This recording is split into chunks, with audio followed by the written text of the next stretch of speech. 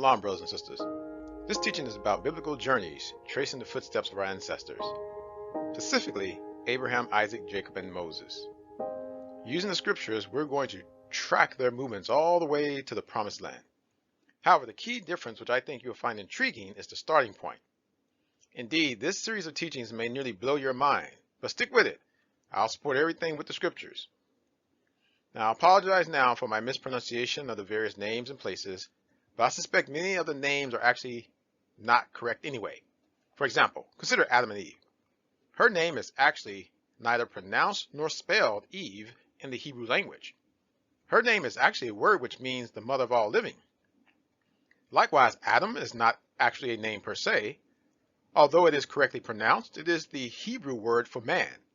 So basically, you have the man and the mother of all living.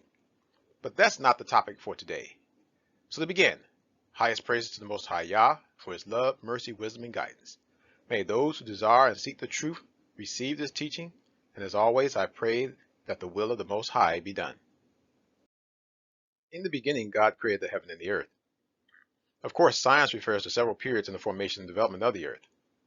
Now, this teaching is not about whether or not the earth is a globe or a flat circular disk, so please pardon my use of one representation of the earth or another.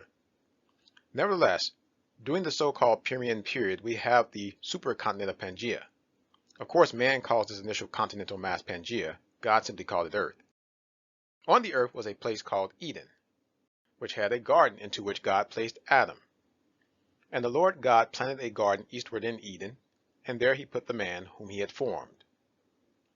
Now, given that the initial continental mass has changed and shifted, I suspect one might be running in circles to locate Eden today. Science also likes to attribute tens and hundreds of millions of years to each period.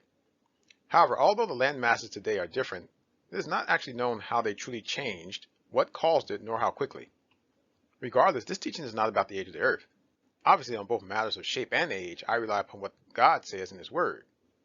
As to the continents moving or shifting and reshaping, I think we have ample indications of that occurring. In fact, if you search for the African continent splitting into two, you will find many photos of a large crack several miles long located in southwestern Kenya that made, and I quote from a 2018 PBS NewsHour report, a sudden appearance. What is interesting is that fossil evidence appears to support one supercontinent, or at least continents in extremely close proximity to one another. Thus, the supercontinent and continental drift are reasonable theories given not simply the distance between the continents today, but the fossil evidence as well. Moreover, the supercontinent is actually supported by the scriptures. Genesis 1. And God said, "Let the waters under the heaven be gathered together unto one place, and let the dry land appear." And it was so. By the way, for those who say they see two different seas, i.e. one to the left and one to the right, you're missing the point. It is simply a matter of convention and convenience that we center what we're looking at. Indeed, if we move it to the side, this should become clear to you. And God called the dry land earth, and the gathering together of waters called he seas. And God saw that it was good. And in Genesis 1 verses 20 to 25, we read about the creation of the living things after the grass, trees, and herbs. Now, the man may likely have been created any time from the Permian period to the Jurassic period. By the way, I think it might be better to speak of them in terms of stages, given that we truly don't know when each occurred, nor for how long, nor the actual configuration of the land masses at any significant point in history. Additionally, the rate at which they diverge could have been magnified during the time of the flood, which could have caused a dramatic shift over a shorter time frame, as would earthquakes and volcanic activity, or even what we see today with the African continent. The only practical point to be made is that there was no Africa, Asia, Europe, Americas, etc., as we know them today. In short, the continents were not what we think of today. Today, it is said that the continents are moving away from each other at the rate of about 1 inch, or 2.5 centimeters per year. This undoubtedly contributes to the enormous time span theorized by popular science. Of course, there is no way of truly knowing how fast continents were moving in the past, or if the rate was constant. This is important because if the reported rate today is correct, then after 3,500 years, it would create a change of less than a tenth of a mile. In comparison, if the continents were moving at a constant 0.03 inches per minute, or 0.0005 inches per second, which I suspect that a constant rate would be unperceivable, this drift rate would result in about 875 miles of change from around the time of Abraham, Isaac, and Jacob.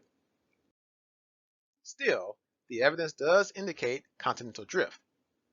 Thus, during the times of Christ, the continents were closer, and closer yet during the time of the Exodus from Egypt, and even closer during the times of Abraham, Isaac, and Jacob. Perhaps Abraham was born when the world looked more like the Cretaceous stage. Now, this I do not know, but the fossil evidence does indicate the supercontinent. Indeed, despite the vast oceans we see today, the fossil evidence connects the continents into one mass of dry land. So I'd like to take you on a journey, beginning with the likelihood that Abraham, was born in this area. Now, as the continents drifted and shifted, this became what we call today South America. How close were they when Abraham was born? I suspect they looked very much like today, but neither I nor science can decisively say. So, Abram was with his dad Terah, Genesis 11. And Terah took Abram his son, and Lot the son of Haran his son's son, and Sarai his daughter-in-law, his son Abram's wife, and they went forth with them from Ur of the Chaldees, to go into the land of Canaan. And they came unto Haran, and dwelt there. Now it doesn't matter whether they walked, took a boat, or rode a camel. The point is that they left from Ur of the Chaldees, and were going into the land of Canaan. But they first came unto Haran and dwelt there. Haran is Abram's brother and Lot's dad. In other words, they were still in their country. Today, it might be like leaving your neighborhood, but you're still in the city or state in which you've been living.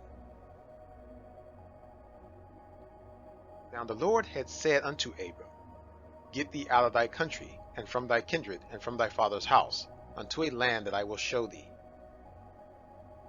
So Abram departed, as the Lord had spoken unto him, and Lot went with him. And Abram was 75 years old when he departed out of Haran. Indeed, this indicates that Abram was still in Haran, his own country, until he finally departed out of Haran in order to go to the land that God would show him. If we look at the map of the world today, it seems virtually obvious that these continents were once joined. What we call South America today is simply the name given to that place or that piece of land on the original supercontinent. Genesis 12. And Abram took Sarai his wife, and Lot his brother's son, and all their substance that they had gathered, and the souls that they had gotten in Haran, and they went forth to go into the land of Canaan. And into the land of Canaan they came.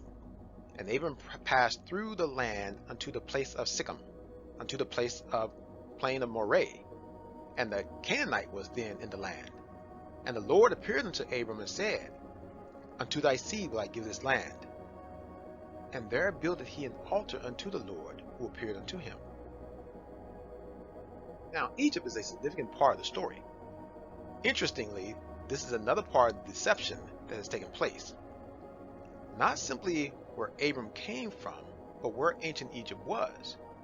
Recall the scripture, that old serpent called the devil and Satan, who deceiveth the whole world. This is the accepted and commonly referenced map today regarding ancient Egypt and the area known as the Fertile Crescent. It shows Thebes as Upper Egypt, and moving northward, we find Memphis as Lower Egypt. Surprisingly, Cairo is not actually shown, but would apparently be a few miles just north of Memphis. At least that is what we are told today. This map identifies what are believed to be the true locations of the three major cities of the Egyptian Empire. Thebes is one of the main cities and was located in what we call South America today.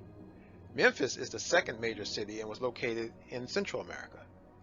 It is also where Pharaoh likely resided after he put Joseph in charge of all the land.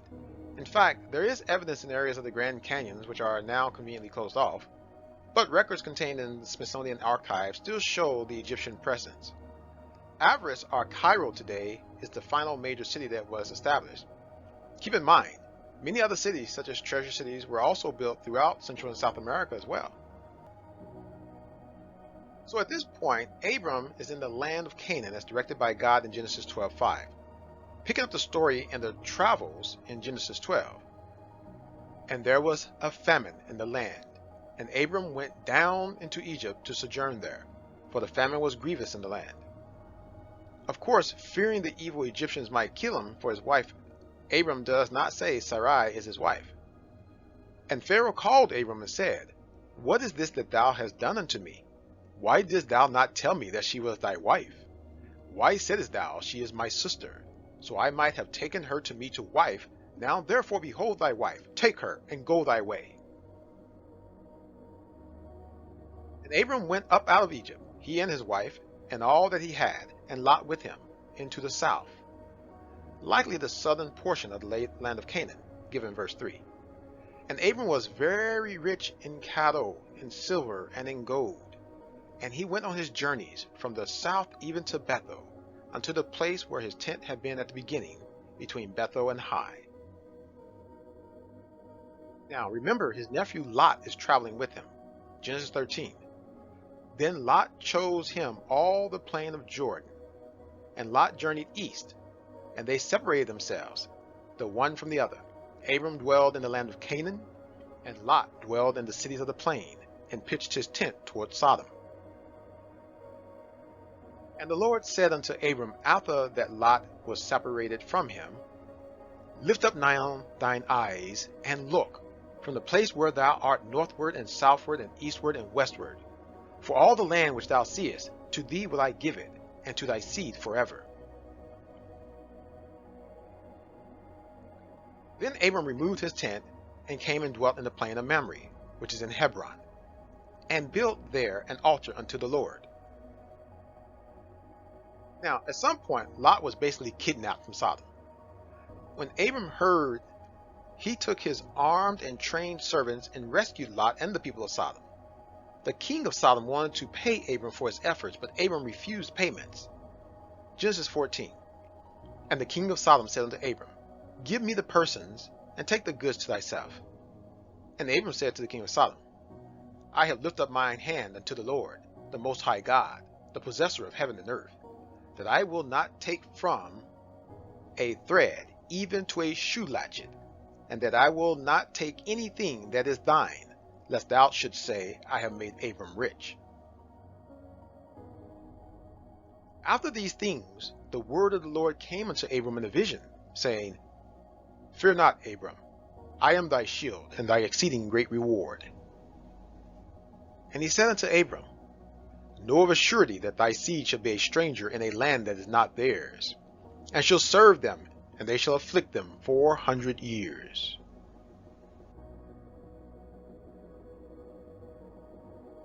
Genesis 15. In the same day the Lord made a covenant with Abram, saying, "Unto thy seed have I given this land, from the river of Egypt unto the great river, the river Euphrates." Of course, God also names the people occupying the land. The only real mystery here is where exactly is the river of Egypt and the river Euphrates being referenced. Genesis 16. And Sarai, Abram's wife, took Hagar, her maid, the Egyptian, after Abram had dwelt 10 years in the land of Canaan, and gave her to her husband Abram to be his wife. Thus from Hagar Ishmael is born. Ishmael's mother Hagar was the Egyptian maid acquired in Egypt from Pharaoh during the famine. Genesis 20. And Abram journeyed from thence toward the south country, and dwelled between Kadesh and Shur, and sojourned in Gerar. And God was with the lad, Ishmael, and he grew and dwelt in the wilderness, and became an archer. And he dwelt in the wilderness of Paran, and his mother took him a wife out of the land of Egypt. What is not realized but revealed in this scripture about Ishmael is that he and his mother went back to the wilderness of Paran. This is in South America near the land of Egypt where she was from. Abraham also sent the sons from his concubines away, but with gifts. for the covenant and inheritance was to Isaac, according to Genesis 25. Genesis 21. For Sarah conceived, and bare Abraham a son in his old age, at the set time of which God had spoken to him. And Abraham called the name of his son that was born unto him, whom Sarah bare to him, Isaac. In short, Isaac is born in Gerar, which is near the Promised Land. Now, Israelites are not supposed to marry Canaanites, so Jacob will eventually send his servant out of Canaan and back to his country in order to find Isaac a wife. Genesis 24. And I will make thee swear by the Lord, the God of heaven and the God of earth, that thou shalt not take a wife unto my son of the daughters of the Canaanites among whom I dwell, but thou shalt go unto my country and to my kindred, and take a wife unto my son Isaac. The servant took 10 camels of the camels of his master, and departed, for all the goods of his master were in his hand. And he arose and went to Mesopotamia, unto the city of Nahor. Recall from Genesis 11, we learn that Abram has 2 brothers, Haran and Nahor. It seems that Haran and Nahor stayed in this general area. However, this scripture explicitly states that the servant seeking a wife for Isaac went to Mesopotamia. According to the Encyclopedia Britannica, sorry Wikipedia lovers, there is a Mesopotamia here in South America. Now, we were told Abraham was from Mesopotamia. However, if you simply Google it, the only one that shows up is the one located in the so-called Middle East. If you start from this area, which is in Iraq today, things do not align with scripture. Why not? The word Mesopotamia is actually a description, not a formal name. It's like saying I live between 2 mountains. But which mountains and where? More importantly, recall we begun our biblical journey from here, the Mesopotamia region of South America, and so far everything is aligning with what is recorded in the scriptures, with the Word of God. To resume our journey, Abraham's servant is in Mesopotamia of South America, praying to find the woman to become Isaac's wife. Genesis 24. And let it come to pass, that the damsel to whom I shall say, Let down thy pitcher, I pray thee, that I may drink, and she shall say, Drink, and I will give thy camels drink also.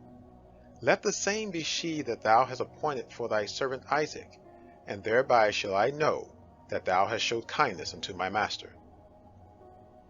As God would have it, the servant found Rebekah. Now, this is not a short trip, neither in length nor travel time, so the servant was anxious to get underway in order to return with Rebekah to Isaac as soon as possible. In a similar sense, Rebekah's mother and brother were not too keen on her leaving immediately. Genesis 24. And her brother and her mother said, Let the damsel abide with us a few days, at the least 10. After that she shall go. And he said unto them, Hinder me not, seeing the Lord has prospered my way. Send me away that I may go to my master. Genesis 24, 62 and 64. And Isaac came from the way of the well Lahairoi, for he dwelt in the south country. And Rebekah lifted up her eyes, and when she saw Isaac, she lighted off the camel. Eventually Abraham dies, and his sons bury him in the land. Genesis 25. Then Abraham gave up the ghost and died in a good old age, an old man and full of years, and was gathered to his people. And his sons Isaac and Ishmael buried him in the cave of Machpelah, in the field of Ephron, the son of Zohar the Hittite, which is before Mamre. The field which Abraham purchased of the sons of Heth, there was Abraham buried, and Sarah his wife. Now don't forget, Abraham purchased this cave. And it came to pass after the death of Abraham, that God blessed his son Isaac, and Isaac dwelt by the well Lahairoi. And there was a famine in the land, beside the first famine that was in the days of Abraham. And Isaac went unto Abimelech, king of the Philistines, unto Gerar. Just as Abraham had gone to Egypt during the first famine to obtain food, Isaac was planning to go to Egypt, but the Lord stopped him. Genesis 26. And the Lord appeared unto him and said, Go not down into Egypt. Dwell in the land which I shall tell thee of.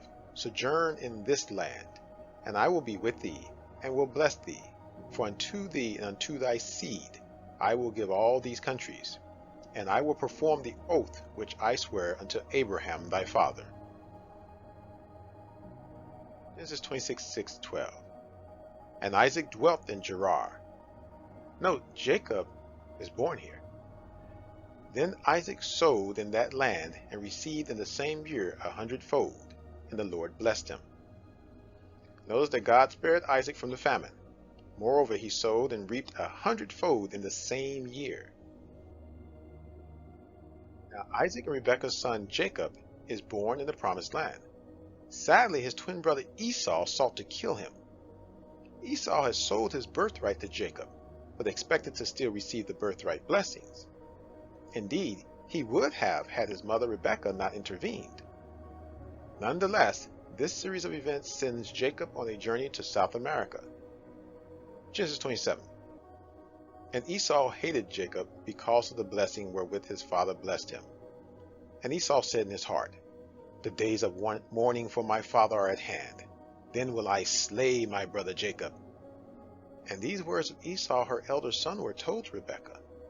And she sent and called Jacob her younger son, and said unto him, Behold, thy brother Esau is touching thee doth comfort himself, purposing to kill thee. Now therefore, my son, obey my voice, arise, flee thou to Laban my brother, to Haran. Rebekah needed Jacob to flee, so she wisely expresses concern to Isaac about Jacob possibly taking a wife in the land of Canaan, to which Isaac responds by sending Jacob out of that land to find a wife. Genesis 28. And Isaac called Jacob, and blessed him, and charged him, and said unto him, Thou shalt not take a wife of the daughters of Canaan. Arise, go to Padanaram, to the house of Bethuel, thy mother's father, and take thee a wife from thence of the daughters of Laban, thy mother's brother. Then Jacob went on his journey, and came into the land of the people of the east. It is noted that the Arabians are usually designated by this phrase, but here it signifies the tribes who inhabited northern Mesopotamia. And of course, you now know that there is also a Mesopotamia in South America. So Jacob goes as instructed, and there he meets Rachel, whom he desires to marry, but he must first marry the older sister Leah. Genesis 29:12-16. And Jacob told Rachel that he was her father's brother, and that he was Rebekah's son, and she ran and told her father. And Laban had 2 daughters, the name of the elder was Leah, and the name of the younger was Rachel. Initially, to pay both bride prices, Jacob ultimately remains in the land for 20 years working for his father-in-law Laban. During this time, all but one of Jacob's 12 sons is born. Genesis 30:25. And it came to pass, when Rachel had borne Joseph, that Joseph said unto Laban, Send me away, that I may go unto mine own place, and to my country. South America is no longer the land of the forefathers. Indeed, Jacob sees the land of Canaan as his country, and so does the Lord. Genesis 31. And the Lord said unto Jacob, Return unto the land of thy fathers, and to thy kindred, and I will be with thee. So Jacob's country is the promised land. Jacob was born there, as was his father Isaac. But Jacob's sons from Reuben to Joseph were born in South America. Only Benjamin will be born in the land of Canaan, or Africa today. Genesis 31. Then Jacob rose up, and set his sons and his wives upon camels. And he carried away all his cattle, and all his goods which he had gotten, the cattle of his getting which he had gotten in Padanaram, for to go to Isaac his father in the land of Canaan. Now Jacob realized that his father-in-law was determined to not let him go. So what could he do? So he fled with all that he had, and he rose up and passed over the river, and set his face toward the Mount Gilead. Genesis 31. And it was told Laban on the 3rd day that Jacob was fled. And he took his brethren with him and pursued after him 7 days' journey, and they overtook him in the Mount Gilead. In fact, Laban was so determined that he quickly pursued Jacob across the river. Thankfully, God intervened, and Laban ultimately returned home peacefully, after which Jacob had to again deal with his brother Esau. Thus he prayed to God. And Jacob said, O God of my father Abraham and God of my father Isaac, the Lord which saidst unto me, Return unto thy country and to thy kindred, and I will deal well with thee. I am not worthy of the least of all the mercies and of all the truth which thou hast showed unto thy servant. For with my staff I passed over this Jordan, and now I am become 2 bands. Deliver me, I pray thee, from the hand of my brother, from the hand of Esau. For I fear him, lest he will come and smite me and the mother with the children. So Esau met Jacob with peace, but conflict would return later. Meanwhile, in Genesis 33:18, and Jacob came to Shalem, a city of Shechem, which is in the land of Canaan, when he came from Pandan Aram, and pitched his tent before the city. And Jacob dwelt in the land wherein his father was a stranger, in the land of Canaan. Now upon his return from Pandan Aram, Jacob actually buys a parcel of a field in the land, just as Abraham had purchased a cave. However, we know from Genesis 20 that Abraham sojourned in Gerar, where Isaac was likely born, making his father technically still a stranger concerning the land of Canaan. In fact, a lot happened with Jacob upon his return, including God changing his name to Israel. Genesis 35. And God appeared unto Jacob again, when he came out of Pandan Aram, and blessed him. And God said unto him, Thy name is Jacob. Thy name shall not be called any more Jacob, but Israel shall be thy name. And he called his name Israel. Israel, or Jacob, returned from Pandan Aram with 4 wives and 11 sons, Joseph being the youngest from his intended wife Rachel, who would soon also give birth to Benjamin. Genesis 37. Now Israel loved Joseph more than all his children, because he was the son of his old age, and he made him a coat of many colors. Joseph's brothers didn't take too kindly to things with Joseph. Genesis 37. And it came to pass, when Joseph was come unto his brethren, that they stripped Joseph out of his coat of many colors that was on him. And they took him and cast him into a pit. And the pit was empty, there was no water in it. And they sat down to eat bread. And they lifted up their eyes and looked, and behold, a company of Ishmaelites came from Gilead with their camels, bearing spicery and balm and myrrh, going to carry it down to Egypt. Given we know Jacob came into the land and was facing Mount Gilead, the Ishmaelites must have been traveling from the north or east. Moreover, as stated, they are headed down to Egypt when they come upon Joseph. At this point, Joseph could have been taken to either Memphis or Thebes. However, what is most important is that eventually, after being imprisoned, he will be released and put in charge of all the lands of Egypt. Genesis 39. And Joseph was brought down to Egypt, and Potiphar, an officer of Pharaoh, captain of the guard, an Egyptian, bought him of the hands of the Ishmaelites, which had brought him down thither. Jumping ahead, Joseph interprets some critical dreams for the Pharaoh, is released from prison, and put in charge. Genesis 41. And Pharaoh said unto Joseph, See, I have set thee over all the land of Egypt. And Pharaoh called Joseph's name Zaphnath-Paneah, and he gave him to wife Asenath, the daughter of Potiphera, priest of On. And Joseph went out over all the land of Egypt.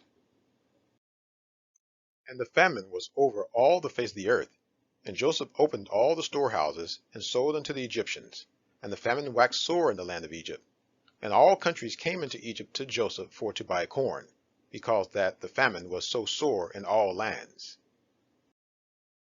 And Joseph's 10 brethren went down to buy corn in Egypt. Now, I don't need to tell you the entire story. However, a lot more details are provided in the Apocrypha regarding this event. Suffice to say that the brothers did not know that their brother Joseph was in charge in Egypt, but he arranged to know when they arrived in order for them to reunite. Joseph eventually sees and identifies himself to his brothers. They are in shock, but he has forgiven them and is interested in seeing his dad again. Genesis 45. And Joseph said unto his brethren, I am Joseph. Doth my father yet live? And his brethren could not answer him, for they were troubled at his presence. Eventually, Joseph sends his brothers to convince their dad, Israel, that he lives and wishes them all to come to live in the best lands of Egypt. Joseph tells his brothers, Haste ye, and go up to my father, and say unto him, Thus saith thy son Joseph, God hath made me Lord of all Egypt. Come down unto me, tarry not. And thou shalt dwell in the land of Goshen, and thou shalt be near unto me, thou and thy children and thy children's children, and thy flocks and thy herds, and all that thou hast. Now, to bring his entire family from the land of Canaan to Egypt would require a lot of resources. Indeed, Joseph provided them. And the children of Israel did so. And Joseph gave them wagons according to the commandment of Pharaoh, and gave them provision for the way. Notice the consistent accuracy of the descriptions regarding their travel either to or from Egypt. And they went up out of Egypt, and came into the land of Canaan unto Jacob their father. And to his father he sent after this manner, 10 asses laden with the good things of Egypt, and 10 she-asses laden with corn and bread and meat, for his father by the way. So he sent his brethren away, and they departed. And he said unto them, See that ye fall not out by the way. Now Israel, Jacob, was convinced that Joseph was alive, but hesitant to leave his land and go to Egypt until he heard from God. Genesis 46. And Israel took his journey with all that he had, and came to Beersheba, and offered sacrifices unto the God of his father Isaac. And God spake unto Israel in the visions of the night, and said, Jacob, Jacob. And he said, Here am I. And he said, I am God, the God of thy father. Fear not to go down into Egypt, for I will there make of thee a great nation. I will go down with thee into Egypt, and I will also surely bring thee up again. And Joseph shall put his hand upon thine eyes. One should keep in mind that during this time there was famine both in the land of Egypt as well as all the land of Canaan. Genesis 47. And there was no bread in all the land, for the famine was very sore, so that the land of Egypt and all the land of Canaan fainted by reason of the famine. And Joseph gathered up all the money that was found in the land of Egypt and in the land of Canaan, for the corn which they bought, and Joseph brought the money into Pharaoh's house. So what was the total number of Israelites that came to Egypt to live? How big was the family at that point? Genesis 46. All the souls that came with Jacob into Egypt, which came out of his loins, besides Jacob's sons' wives, all the souls were 66. And the sons of Joseph, which were born him in Egypt, were 2 souls. All the souls of the house of Jacob, which came into Egypt, were 70. In other words, 70. And Joseph placed his father and his brethren, and gave them a possession in the land of Egypt, in the best of the land, in the land of Ramesses, as Pharaoh had commanded. Of course, this is also known as Goshen. Now living in Egypt, Israel would eventually die, but he made it clear that his bones were not to remain in Egypt. Genesis 47. And the time drew nigh that Israel must die, and he called his son Joseph, and said unto him, If now I have found grace in thy sight, put, I pray thee, thy hand under my thigh, and deal kindly and truly with me. Bury me not, I pray thee, in Egypt, but I will lie with my fathers, and thou shalt carry me out of Egypt, and bury me in their burying place. And he said, I will do as thou hast said.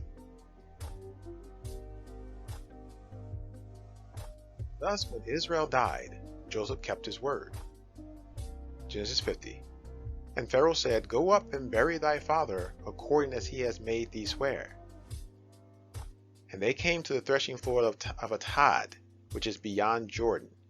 And there they mourned with a great and very sore lamentation. And he made a mourning for his father 7 days. These water currents descend from the northeast to the southwest naturally, carrying vessels from the African coast to the South American coast. Thus it is called the descending river. Genesis 50. And when the inhabitants of the land, the Canaanites, saw the mourning in the floor of Atad, they said, This is a grievous mourning to the Egyptians. Wherefore the name of it was called Abel Mizraim, which is beyond Jordan, or beyond the descending body of water. Genesis 50. And his sons did unto him according as he commanded them. For his sons carried him into the land of Canaan, and buried him in the cave of the field of Machpelah, which Abraham bought with the field for a possession of a burying place of Ephron the Hittite before Mamre. And Joseph returned into Egypt, he and his brethren, and all that went up with him to bury his father, after he had buried his father. Joseph clearly got to see the land of Canaan again when he buried Israel. If he had not before, it is possible that he would also now be more inclined to build an Egyptian city somewhere nearby, upon some of the land which he had acquired during the time of the famine. Genesis 47. And Joseph bought all the land of Egypt for Pharaoh. For the Egyptians sold every man his field, because the famine prevailed over them. So the land became Pharaoh's. This accumulated wealth from everyone buying corn from Egypt during the famine actually allowed Joseph to eventually buy additional land to expand the Egyptian empire. Remember, you don't have to build cities nor buy land that you already own. At 110 years old, Joseph dies. Genesis 50. And Joseph said unto his brethren, I die, and God will surely visit you, and bring you out of this land unto the land which he sware to Abram, to Isaac, and to Jacob. And Joseph took an oath of the children of Israel, saying, God will surely visit you, and ye shall carry up my bones from hence. So Joseph died, being 110 years old. And they embalmed him, and he was put in a coffin in Egypt.